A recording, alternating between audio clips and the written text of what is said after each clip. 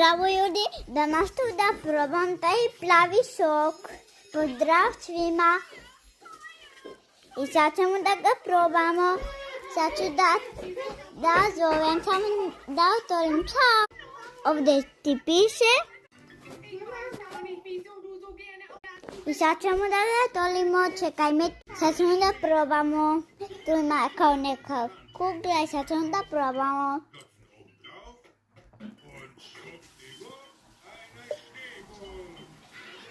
Pa, dobro je. Pokaži lepo, se vidi sok, jel? Ajde sad da uhvatimo kuglu.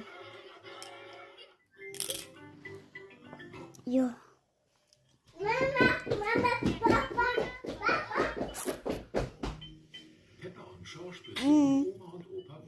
Ćao.